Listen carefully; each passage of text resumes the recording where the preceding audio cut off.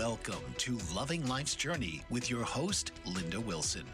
Loving Life's Journey is a heartwarming show that explores the simple pleasures and profound moments that make life worth living. Linda will share stories of hope, resilience, and the power of human connection, celebrating the joys that bind us together.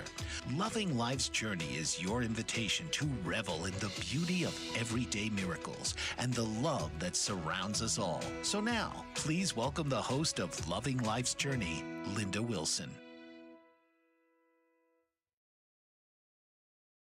Hello, everyone. Linda Wilson here. Welcome to Loving Life's Journey, and I hope you're having a great week so far. If you get value out of the show, I'd love it if you give us a like and give us a follow and give us a share. And today we're going to talk about the importance of knowing thyself. And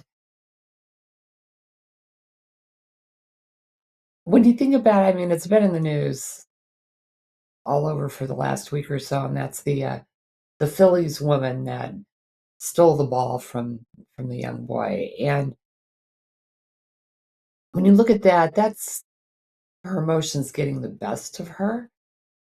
And what emotional intelligence is understanding what your triggers are and how to keep your emotions in check. That doesn't mean suppressing them, it just means learning how to express them in a proper way. And she's such a big example of this because everything she did shows a very low emotional intelligence, and everything that the father did shows a very high emotional intelligence. So you can see the difference in there. And we'll kind of dig into that a little bit more in a little bit. But the example that I have from that really strikes me is for my grandmother's funeral. Um, my grandmother loved Johnny Mathis, and she also loved church hymns. And she was always walking around the house, cleaning, doing whatever. She was humming or singing her favorite hymns.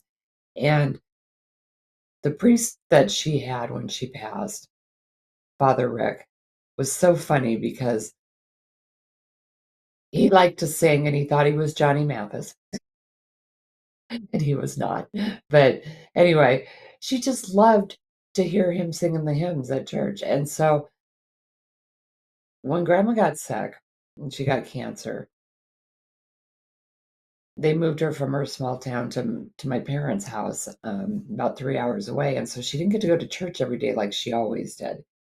And she really missed the hymns and Father Rick singing and all of that. She missed her routine. And so Father Rick made her a tape. Back then it was a cassette. He made her a cassette tape of him singing all of her favorite hymns. And he bought her a Walkman. Remember the Walkmans? And he sent her the Walkman with him singing the hymns. And she'd put her little earbuds on, her little headphones on, and have her little Walkman hooked onto her robe belt, and she'd doodle around the house with her walker or sit in her chair.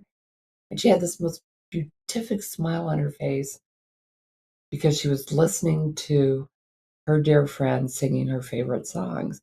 And so after she passed, we were at the funeral, and of course, we're all sitting in the front row because we're family. And Father Rick started singing her favorite songs, and he liked to think he was Johnny Mathis, but he sang like Johnny Mathis off tune. And so my sister and I are the people that should not sit together at serious events. And pretty soon we're trying so hard not to laugh, and our shoulders are shaking, and everybody knows we're laughing. And it was either that or burst out bawling. But we're in the front row. Mom, upset with us afterwards, but at the time it was the release. It was the only release we knew how to do. Think back. Do you have a story of your own of when maybe you didn't respond properly, or you saw somebody not respond properly, or someone didn't respond to you properly? That can have a big effect. And so some questions to think about is, how did they or you affect your emotions and or behavior? How did that situation affect that? And for us, for my mom, I know it made her very upset, but afterwards she understood. But she kept nudging me, going, "Stop it, stop it." And the more she would do, stop it, the harder we laughed. And so, you get into that snowballing situation, and that's where we found ourselves. Now, during that time, one of the things you can ask is, were you or are you able to improve the dynamic? I think at that time we were doing the best that we could with what we knew how to do. Looking back, I think we could have easily manipulated that a little bit different. But again, very strong emotions sometimes come out in the most unexpected ways. Um, Now, how did or does this experience shape your approach to similar situations? What that does for me is I have a lot more empathy and a lot less judgment of people in stressful situations than I used to.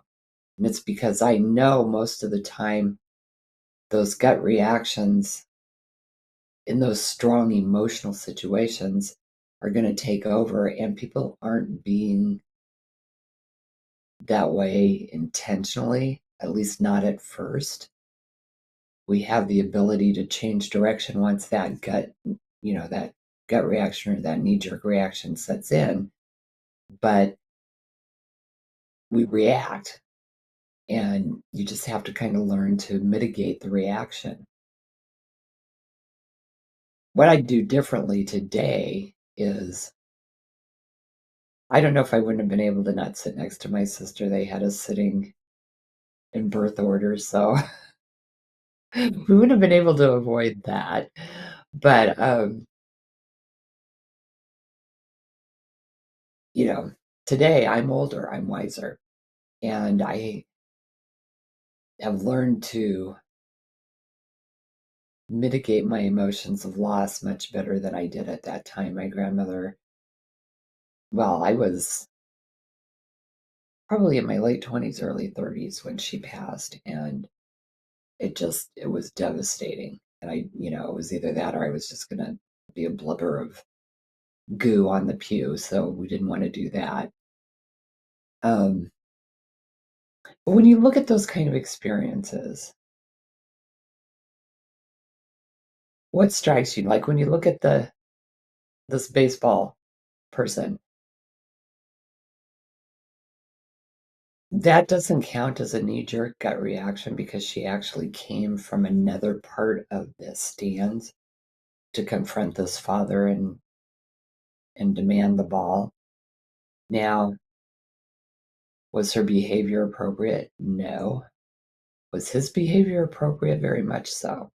And he did what he needed to do to protect his son and to not let the situation escalate out of control.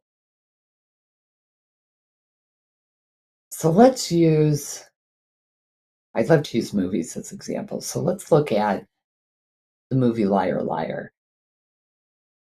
Jim Carrey's character, Fletcher Reese, he's an attorney, and so he's very skilled at what he does, but he compulsively lies to get ahead until his young son makes a birthday wish that his dad can't lie for 24 hours. And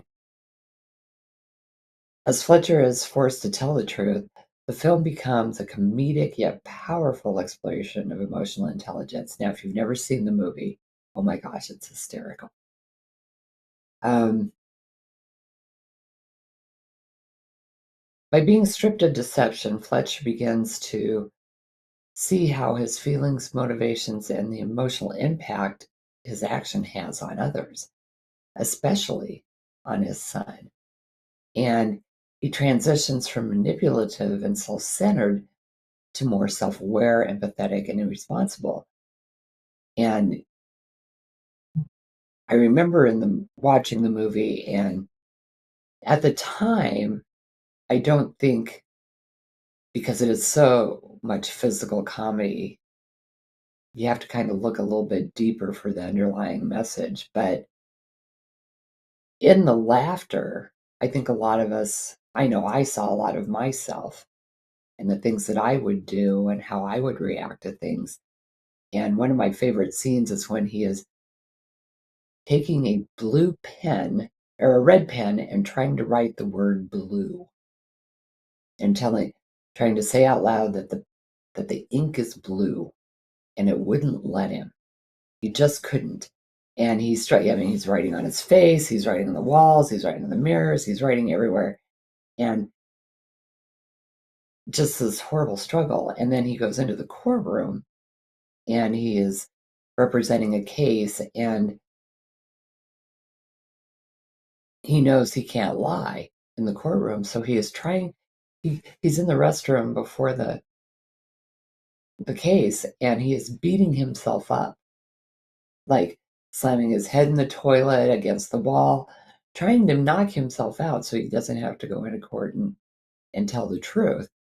And he gets into court and he's all beat up and he's a mess. And the judge goes, "Are you okay to continue?" And he shakes his head no, but his mouth says yes, because he is. And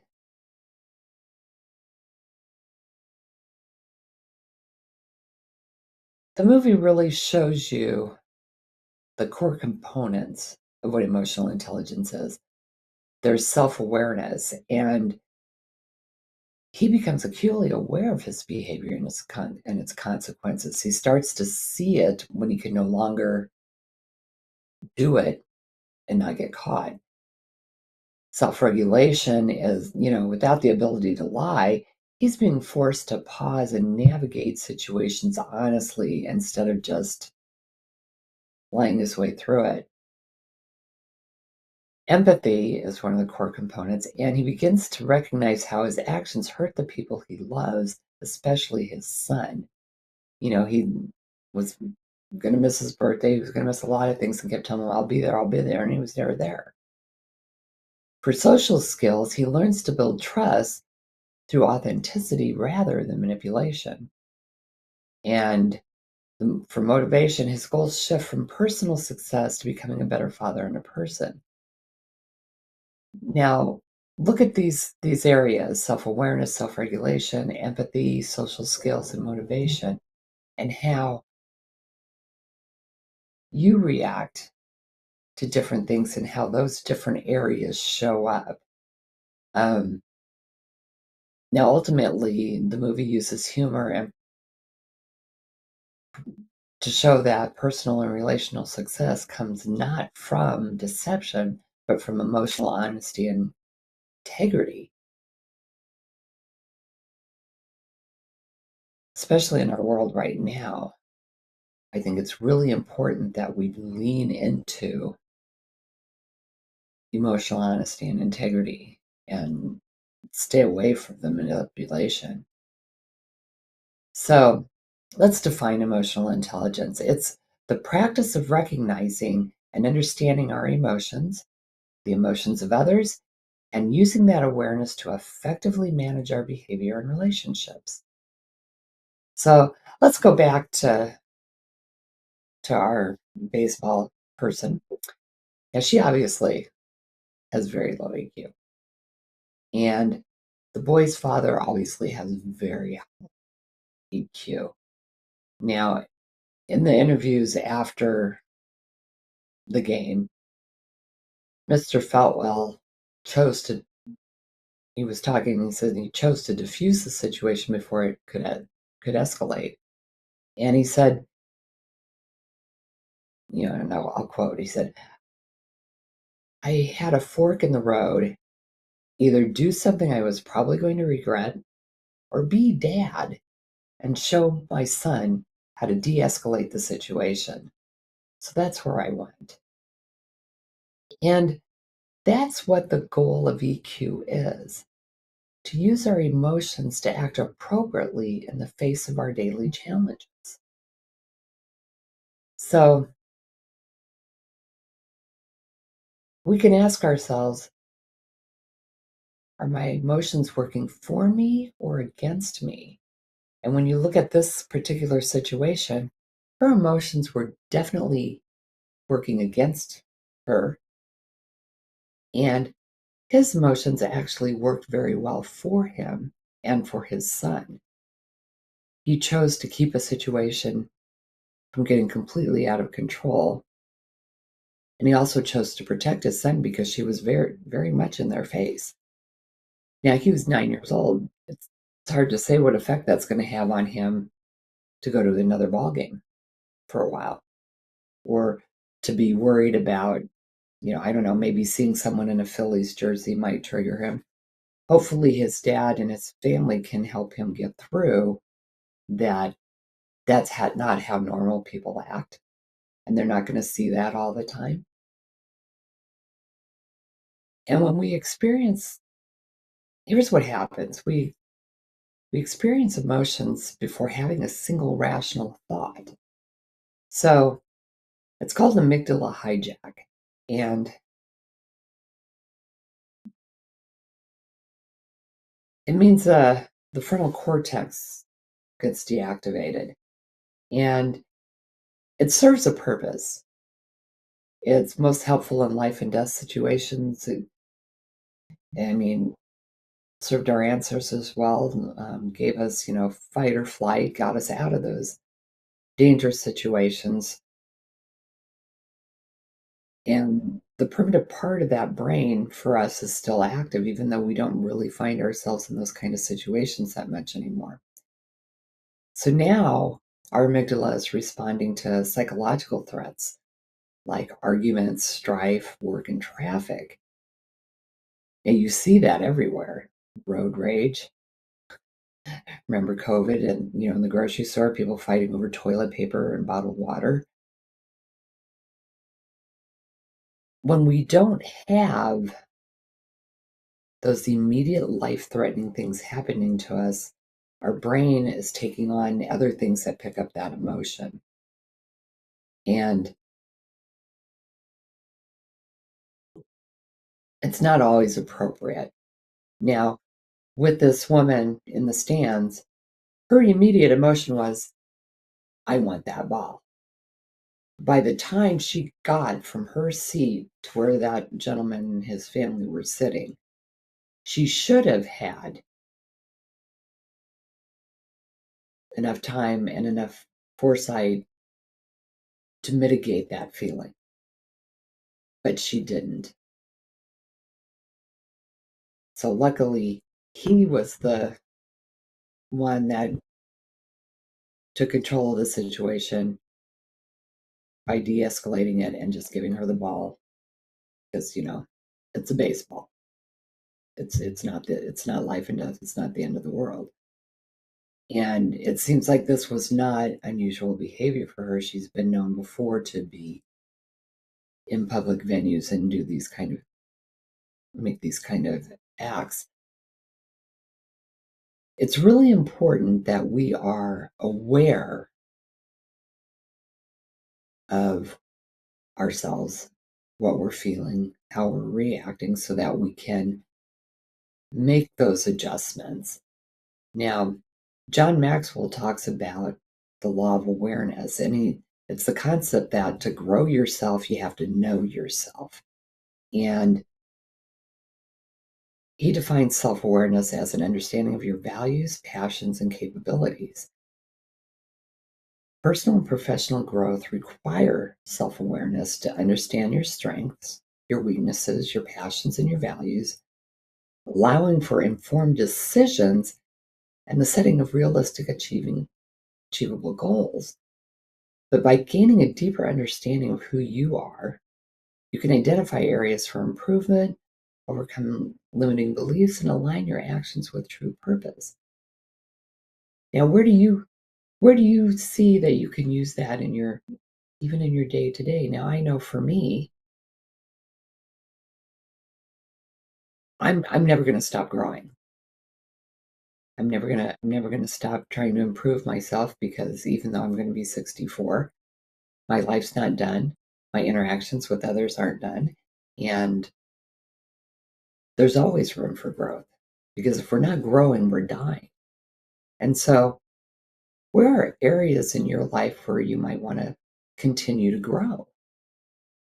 Whether it's in behaviors, whether it's in learning something new, whether it's following your passion and taking up a hobby or an activity that you really love.